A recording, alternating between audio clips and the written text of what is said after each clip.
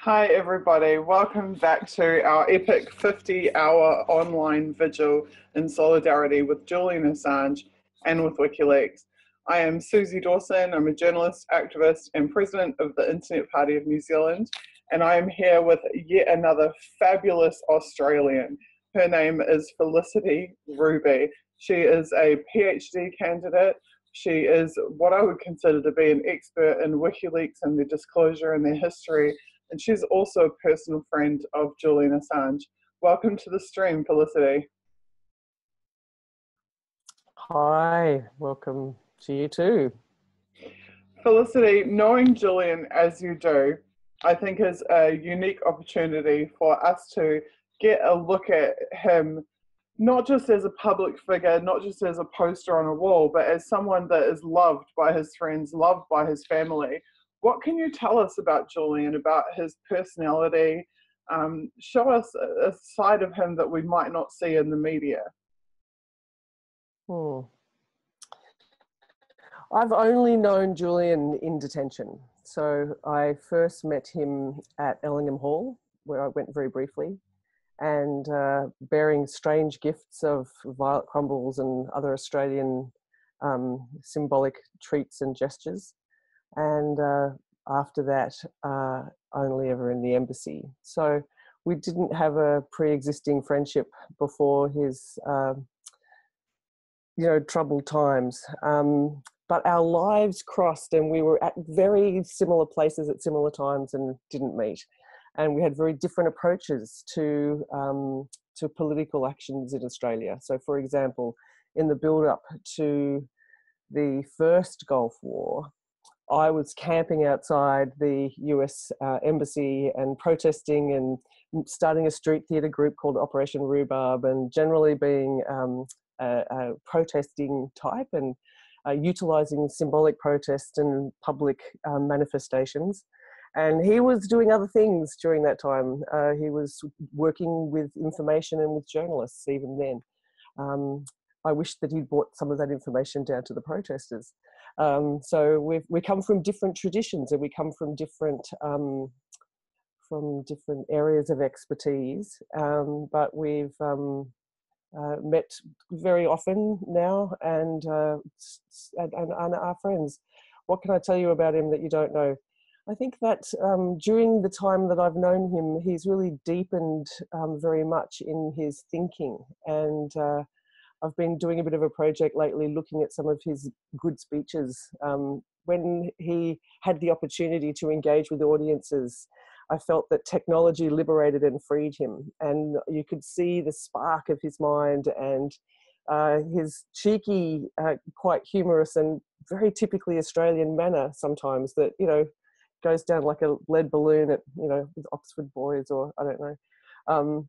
But I feel like over the years and in his engagement with activists and thinkers and, giants and lots of people through the video conversations that he's had, he's broadened and deepened his thinking. And I find that very interesting that while he's been arbitrarily detained, he's also been very busy and very thoughtful and very watchful of our society. And we disagree on a lot of things, which makes our discussions long and interesting. And we agree on many things, and we agree on many principles to do with the necessity for us to question and to provide information as we can and clarity of thinking as we can, because of the terrible result of ignorance and the terrible results that arise from secrecy. So it's a very hopeful basis for your work when you're actually striving towards something better that is tangible and achievable. And it's also very frustrating when something as tangible and achievable as democracy might be is still so far away. So our friendship has been around these political struggles and very often talking about Australia and being very Australian together. It's interesting because that's an observation that that Caitlin and I both made, is that he has this very, very typical Aussie sense of humour that doesn't always go down well with the liberal set, who they don't Seems I was innate. disconnected. Yeah, that's okay. I was just saying, Caitlin and I also were talking with each other at the open of this event about how Julian has what to us is an innately recognisable down under pathos and sense of humour, which is very, very foreign to many people in the Northern Hemisphere particularly, and very easy for them to take the wrong way. And I think I said offhand to Caitlin, you know, those people who are so offended by Julian probably wouldn't last 5 minutes in a pub in Sydney, because it is a very Australian sense of humour and a part of the culture.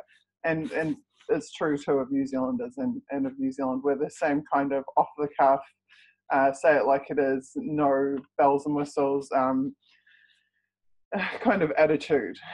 And there's Yes, there's downside. those redeeming qualities, but there's quite a rudeness as well at times. We can be terribly rude and vulgar, you know, and that's shocking to people when they don't realise that actually we use some very vulgar terms as terms of endearment, and it's very difficult to believe.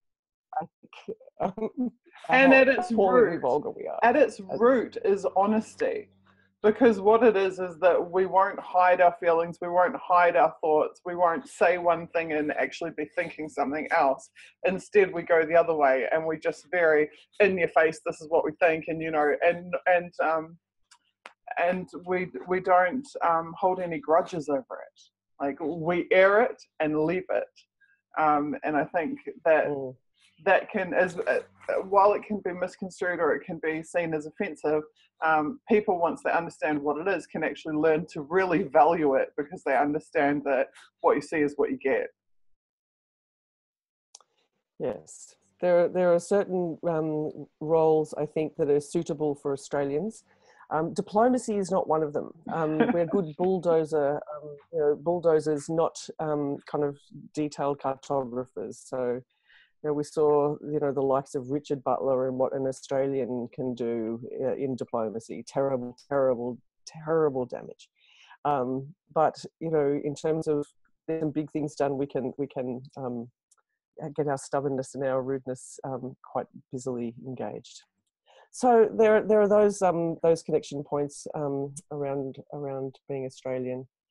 I don't know what else to say about him, really. I think that the persona that is projected is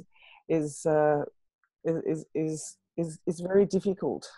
It's very difficult for him to speak from the heart, or from, I mean, it's very difficult for him to reveal aspects of himself under the circumstances that he's in. So often you see a very serious and, you know, kind of Reserved, focused and concentrated person.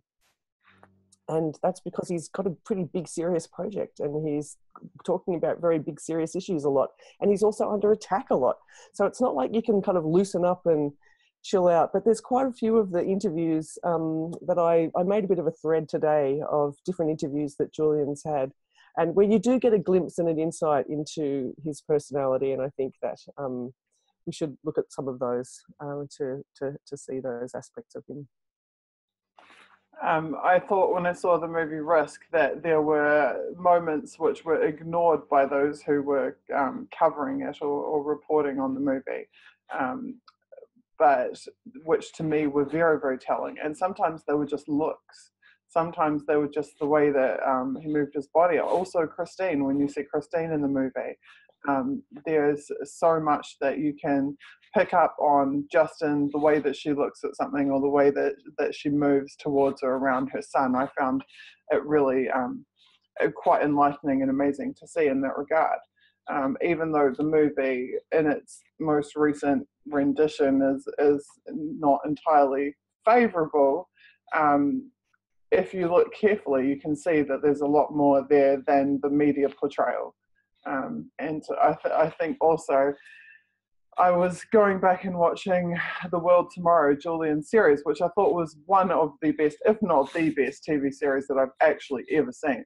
because of the voices that he platformed. He platformed voices that you will not see or hear from anywhere else. He got interviews with like Hassan Nasrallah that simply no mainstream journalist would have been able to secure, let alone to meaningfully execute. But that even in the filming of that series, I noticed Laura Poitras is in the background of some of those shots. And that was when I realized that actually she'd been there documenting over the course of years, and that she's probably sitting on veritable mountains of footage, and that the mountains of footage that she possessed are actually a piece of the living history of WikiLeaks.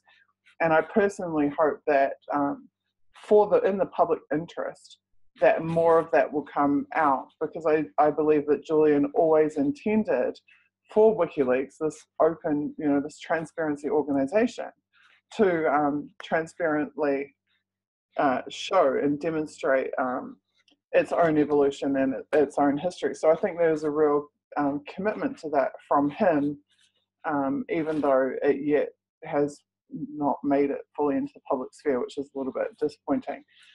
Could you tell us a bit more about the geopolitical circumstances of Julian growing up? Caitlin mentioned Whitlam, essentially the deposing of Whitlam by the Governor General and the forces that were behind that. But more broadly, what is Australia's role in empire, and particularly in Julian's generation?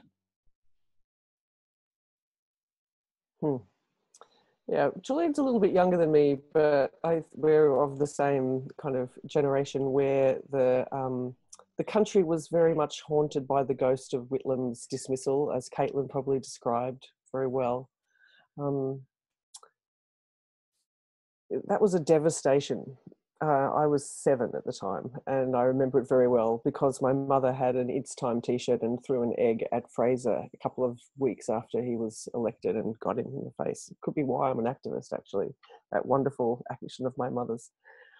So Australia's role geopolitically, we're one of the Five Eyes countries since 1947.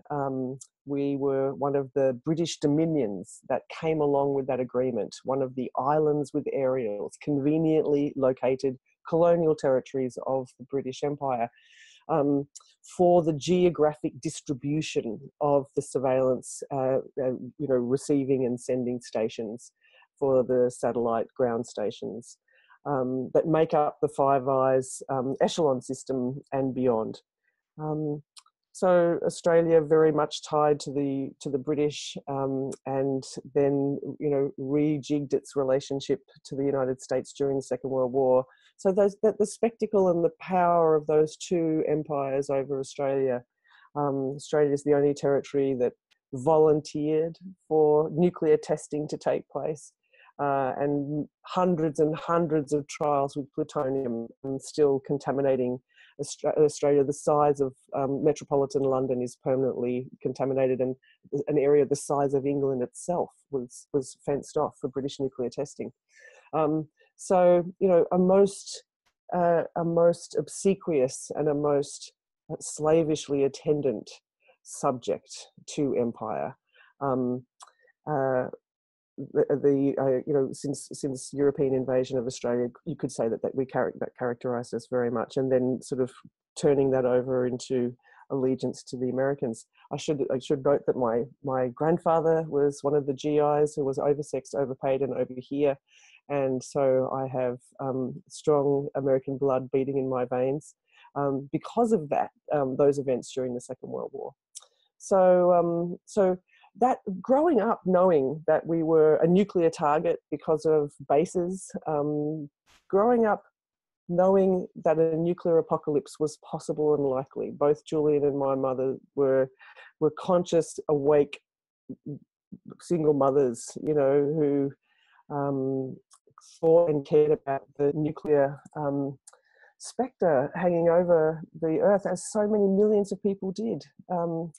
So that was strong characterization of our growing up years. This sense of a bewildering split second or half an hour event that could actually evaporate the planet. So I became an anti-nuclear activist. I was born to go to NPT meetings for many years and worked for ICANN and other nuclear-free initiatives. And I believe Julian was very motivated by that anti-nuclear movement that was a statement about the geopolitical madness that was going on at the time. So I think those things were very mobilizing and very awakening to young people growing up in this outpost, in this back shed of the empire. So Australia, has sometimes stood up and has sometimes said no to things. We took a stand, strangely, about French nuclear testing, not British or American, but yes, very, very, very angry about French nuclear testing in the Pacific at one point, very fleetingly. But we are part of the nuclear umbrella of the United States. So we both pretend to advocate for nuclear disarmament and at the same time rely and give credence to the idea that nuclear weapons have security utility and in being part of the US nuclear umbrella. So we are not an independent nation, and we are searingly embarrassed about it and in denial about it, athletically bouncing between sort of resentment and denial about that, about the fact that we don't have an independent foreign policy. And since 2011, we've had Americans, naval personnel and others permanently occupying. We haven't had that since the Second World War. That was brought in by Obama and Julia Gillard. So the role of Australia in the pivot towards China, basically, the pivot of the decision by the US empire to spend more time in the Asia Pacific, Australia is central to that. And we're also gearing up our arms industry. We're buying joint strike fighters. We're spending billions and billions of dollars on submarines. We're deeply entrenched in some things that I think we shouldn't be entrenched in, starting really with the Five Eyes, but also with, the Five Eyes isn't just one agreement. It's what Des Ball called hundreds of ties that bind, procedures and standard operating procedures and reporting formula and a kind of, technical but also political, and it morphs into all kinds of agencies, policing, now immigration. So it's a very strong network, and it's one that actually is so big and it has grown so entrenched and enmeshed that it's almost impossible for it to see itself and to evaluate itself. This Five Eyes conglomeration. So those are the things that I think that concerned and motivated Julian. This desire to know, but also this desire for understanding the wars in our region and beyond, and understand the how it's possible for nuclear Armageddon to be a likelihood all of our growing up years.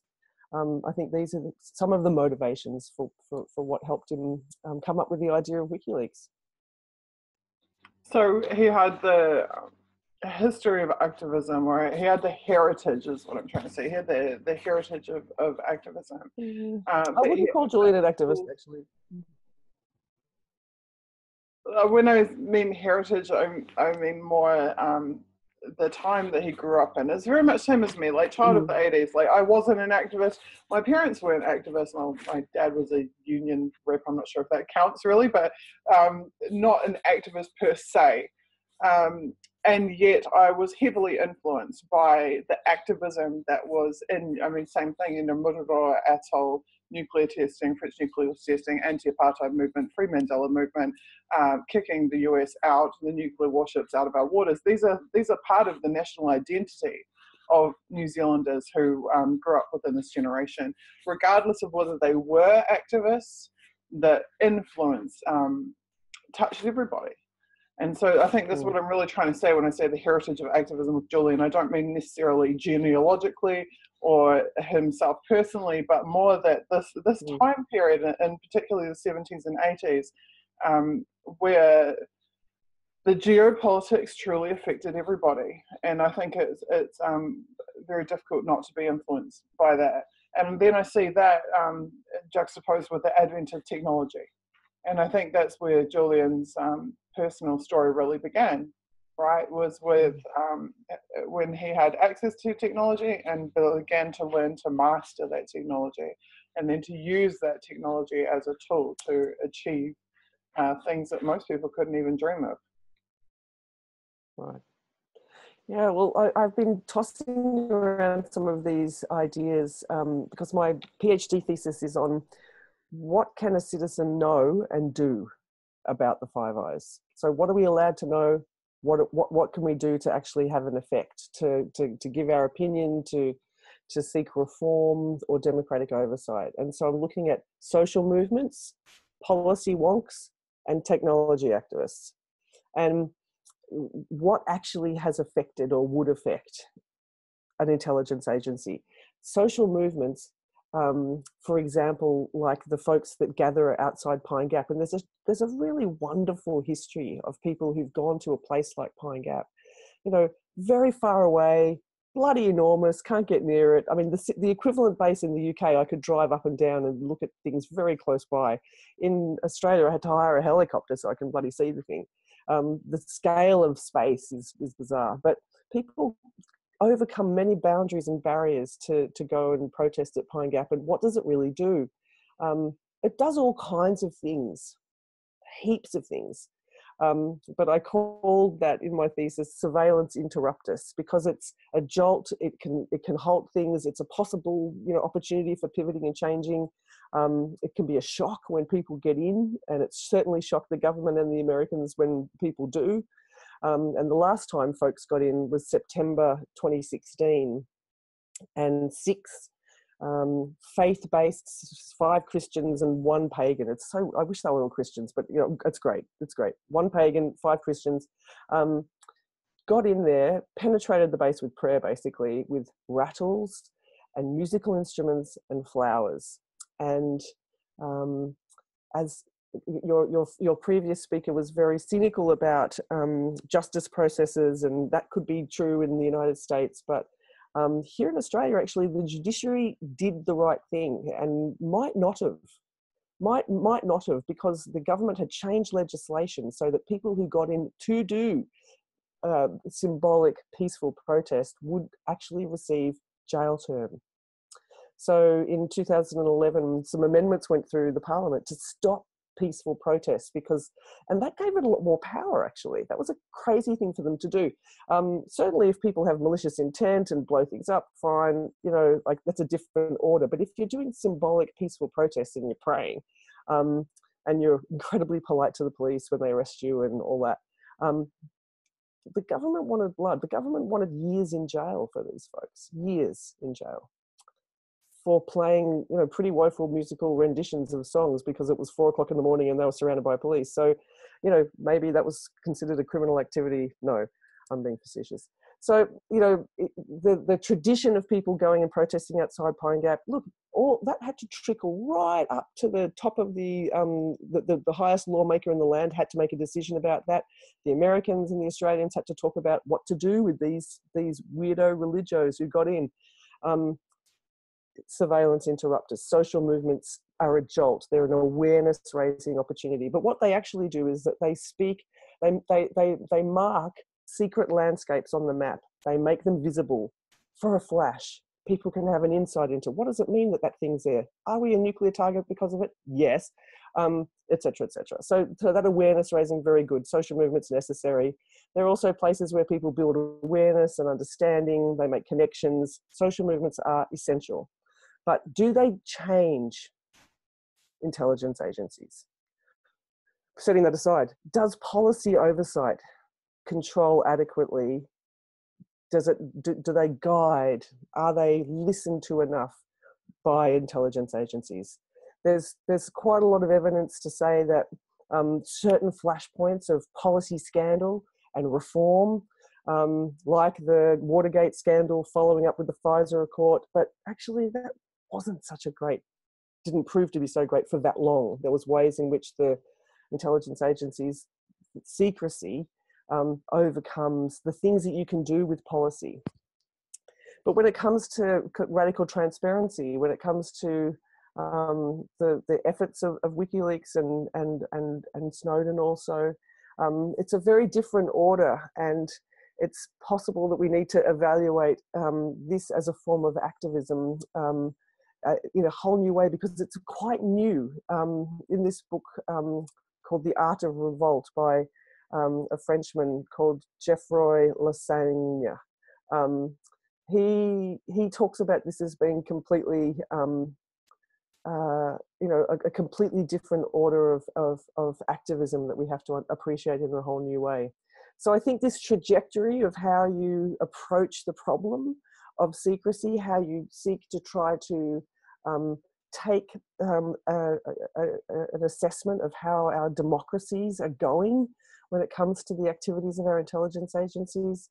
I think we have to say that we need all of the aspects. We need social movements, we need the policy things to actually be effective, and most policymakers are not that effective.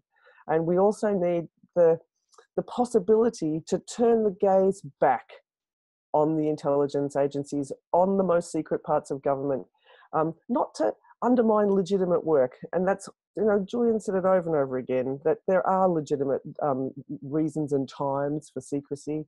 But there are also institutions that are large enough and paid enough that they need to be a lot more transparent than they are. So this possibility for these flashes of turn the gaze back, that could have a disciplining effect, just like the gaze of surveillance has a disciplining effect. This is what transparency offers, and the possibility of it happening can also reform. So I think that these are the sort of the ideas that inform my thinking about how to evaluate the impact of WikiLeaks and its importance. You did a really remarkable Twitter thread where you went through some of the most major releases by WikiLeaks and the impact, the importance of those. Could you do a quick recap for us now of that? Because I know a lot of people found that to be an incredibly eye-opening thread. It was very powerful for you simply to create the synopsis of their achievements.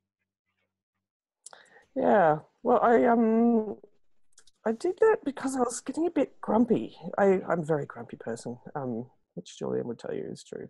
And what I'm grumpy about is that I feel that a great way to honour the incredible sacrifice wasn't done, and you shouldn't be motivated only by sacrifice, but I think to honour the work and effort that's gone into the project, that we should actually look at what's there a lot more than we are. A lot of people are talking on different levels, and I think that we should go into the archive and being curious about it, and to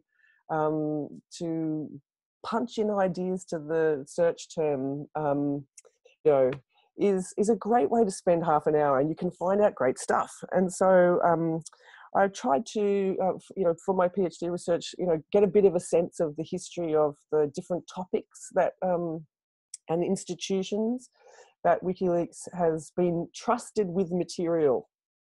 It's really important that that every single one of the releases is somebody trusting this platform with that material. And so trying to honour that sacrifice is also part of the relationship or the sense of responsibility that Julian and the WikiLeaks folks are juggling. So in that thread, I talked a little bit.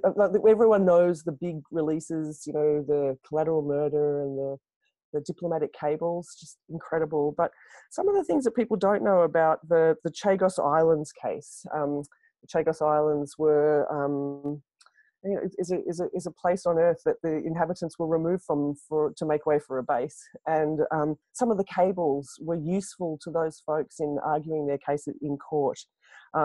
The Minton report, had been completely suppressed by a super injunction because it didn't want to embarrass anybody, didn't want to embarrass a Dutch multinational company, that had dumped toxic waste in the Ivory Coast, really damaging 108,000 people. So, you know, that was a terrible wrong that was done, and it was being suppressed. Awareness of it was being suppressed.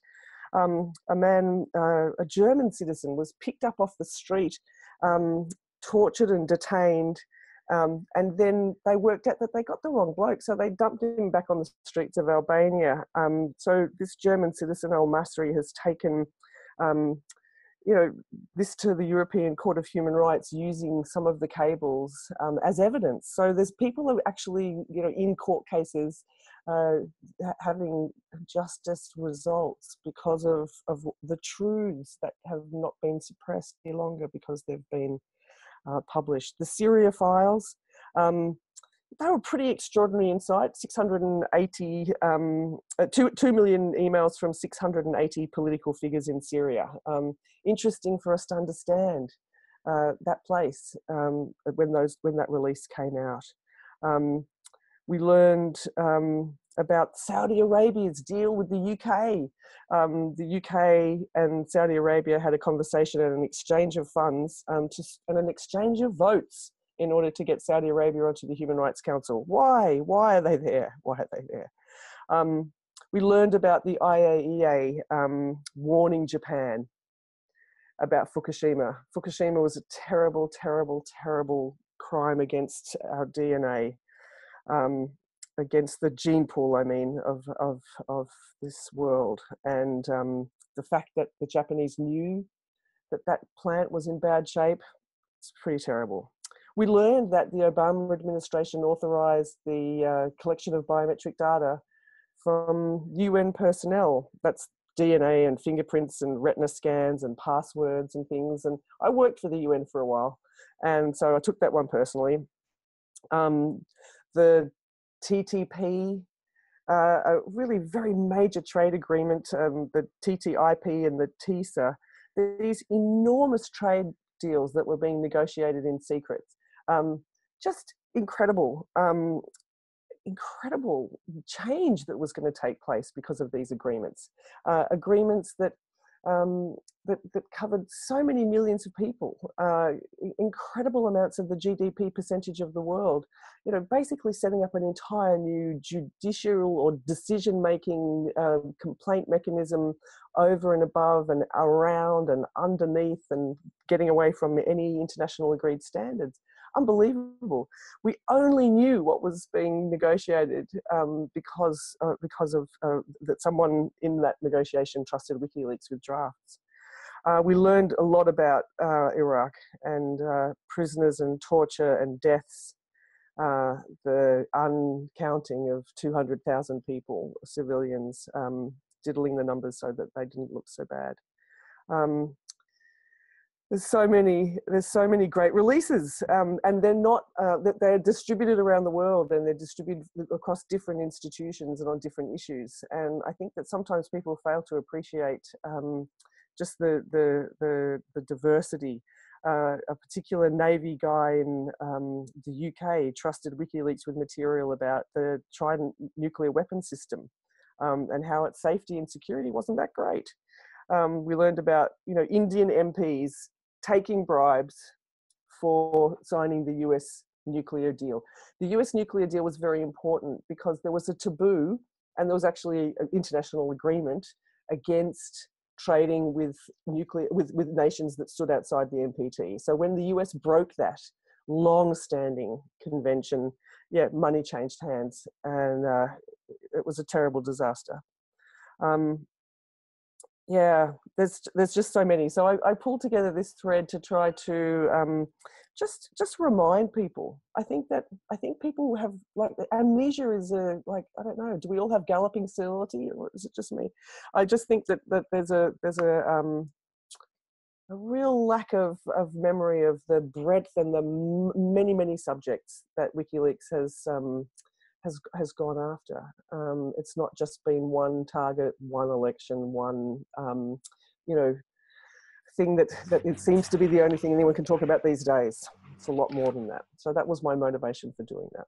As you go through and recount those incredible feats of journalism, which is what they are individually and collectively, all I can think is the hundreds of articles that are written about WikiLeaks, not one of those things is ever mentioned.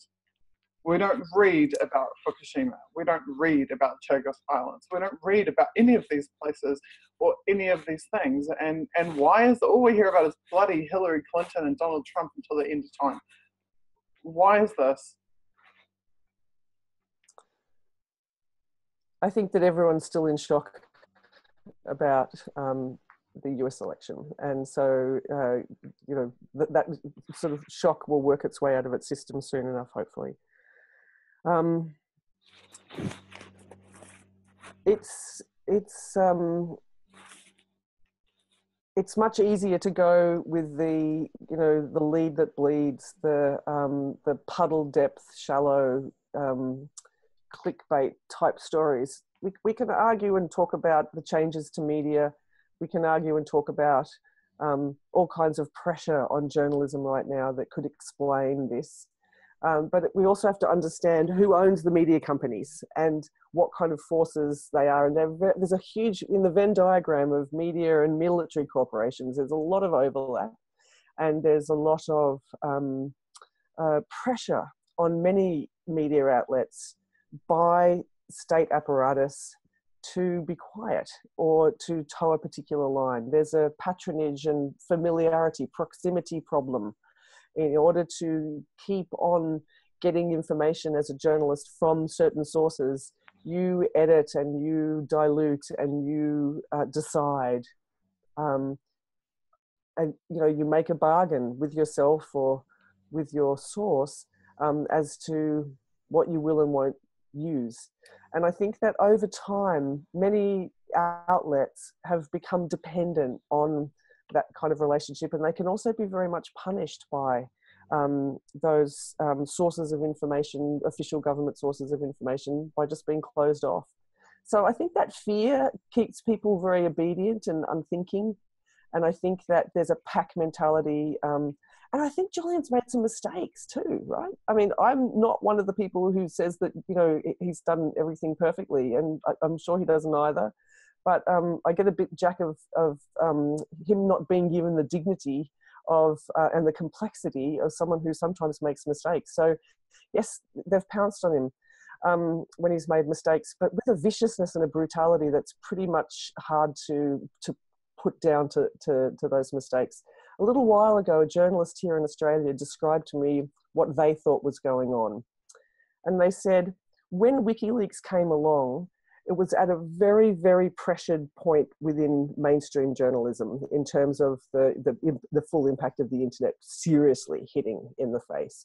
And there was a personal affront that people felt, that they could do it better, that they could be more objective, that who is this whippersnapper who was disrupting even more the landscape they were trying to operate into. And it became quite personal and psychological, I think, this resentment of him as a person.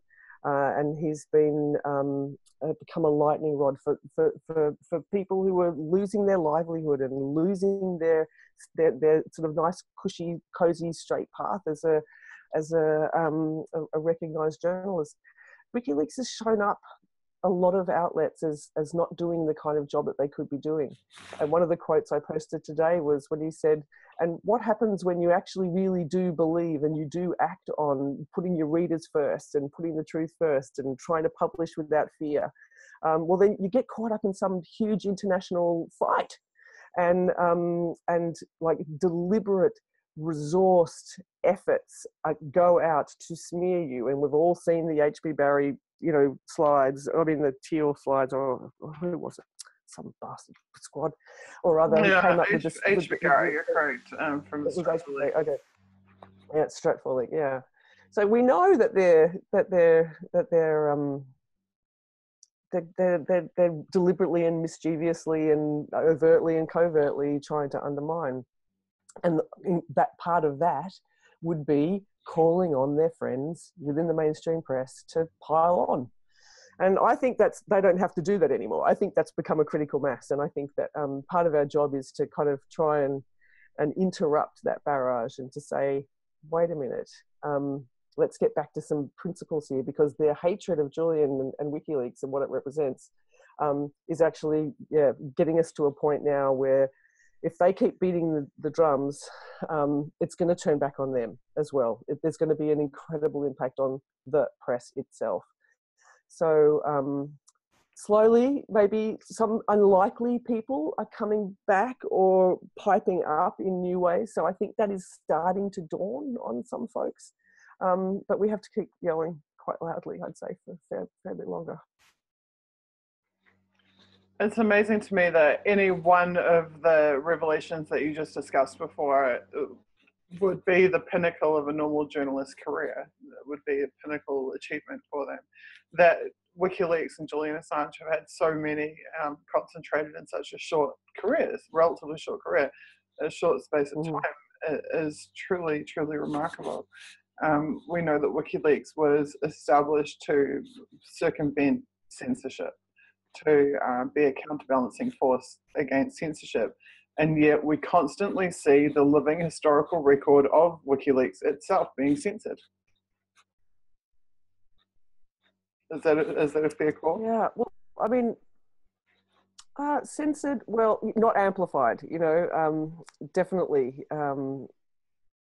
definitely underutilized, definitely underappreciated, definitely under analyzed. One of the amazing things that I learned, the Political Science Association in the US has 5 of the main journals to do with international relations, political science, international politics. And they will never publish an article that refers to WikiLeaks derived material. So that means that archive, the most comprehensive archive of our times really to do with international relations, isn't having the benefit of international relations scholars looking at it. So that's an incredible censorship and opportunity cost, but it probably isn't only for that source or that archive. There might be others that are similarly shunned systematically and deliberately and sinisterly shunned. So I think that's very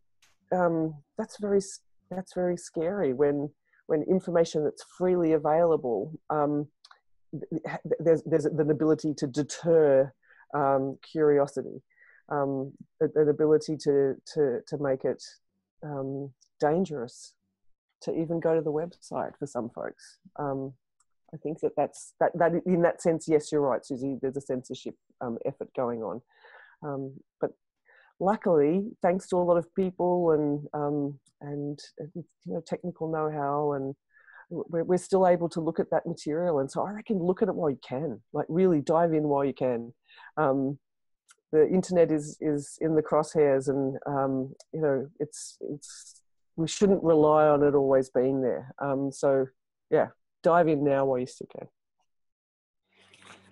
Makes me wonder if we need some kind of time capsule project where people can download these and independently preserve them for the future.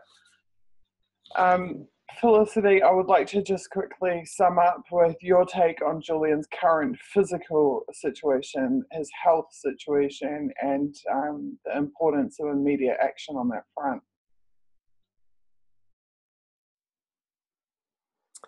Yeah, I haven't seen him for a little while.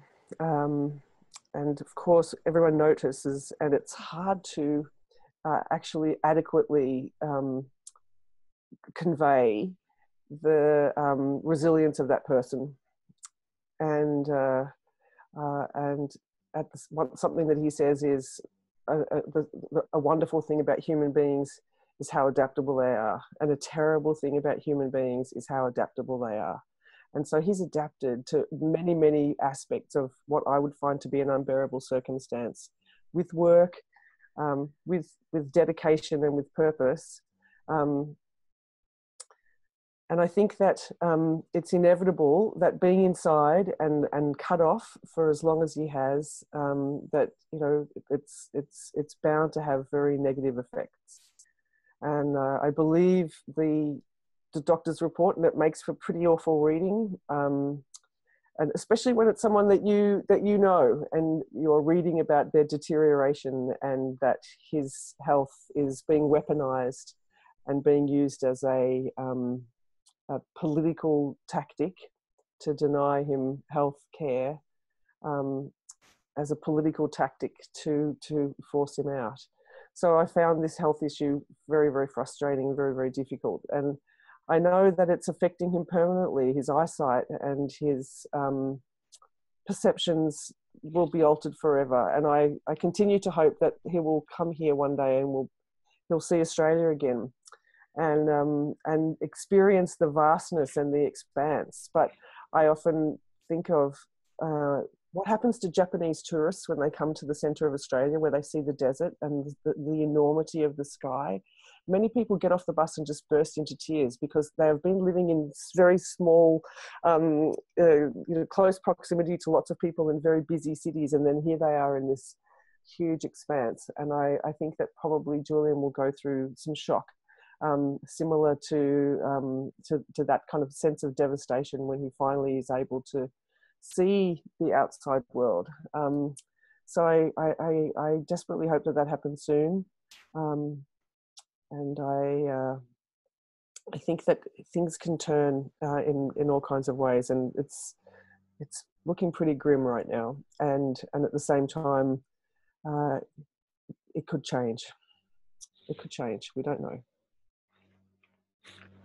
Well, here's hoping. I do see personally an upsurge in people willing to make public statements in support of Julian. Certainly, I think this movement is, I call it an embryo, because it's certainly not something that's fully developed yet, but it does have the potential to increase people's confidence to speak out to Julian and in support of Julian, to know that they're doing so in numbers, and that does give us a solidarity, a base of solidarity to work from, which is far preferable to feeling like, the lone voice in the wind. I certainly hope that we can reverse some of the damage that has been done by the incessant media smears against Julian, but more importantly, that we can have some kind of political impact to hopefully change his situation. I want to thank you so much for your work, which has been incredible. My journalism obviously has been heavily centred around the roles of intelligence agencies and empire, and studying what the NSA calls the global network, of which Pine Gap in Australia and New Zealand are very much a part of. And some of your work that I've seen, particularly your photojournalism at Pine Gap, has been extremely fascinating to me. And I think an important contribution in the legacy of people like Nikki Hager and others who have intensely, and Julian, who have intensely studied these issues. Thank you so much for speaking here today and for being a part of this, Felicity. I deeply appreciate it. Thank you, Suzie, for all you're doing. It's lovely to actually speak to you for the first time. I think we've communicated only on very fleetingly, so it's lovely to actually speak to you. Thank you so much. I was very pleased when I saw in the schedule that I would get to interview you this time around. So that's fantastic. Thank you, everyone. That's Felicity. All right, and keep up the good work, everybody. Keep getting busy, and please go on the WikiLeaks website and be curious. Just try it for 10 minutes. See what you learn. You'll definitely learn something. This is something I'm forever telling critics. They'll say WikiLeaks doesn't publish about Israel, so I'll say go to WikiLeaks.org, type in Israel, and press enter. Read what WikiLeaks says about Israel. Really easy. Or 9/11. We hear the same thing all the time about 9/11. Go and type in 9/11, press enter. Find the pager transcripts from 9/11, find the Saudi connections. It's all sitting there waiting for you. So rather than listen to people tell us what's in them, maybe we just need to actually take that step and have a look for ourselves. Yeah. Okay, there's so much there that you'll definitely find stuff that no one's looked at before. So you could have a unique discovery. It really, it's you could study it for a lifetime and still not get through it. It's an incredible gift to humankind. Yes. That database. Try doing your PhD on it. It's kind of, pretty challenging, the scale. Okay, well, go well. Keep interviewing. See you later, everybody. Thank you so much.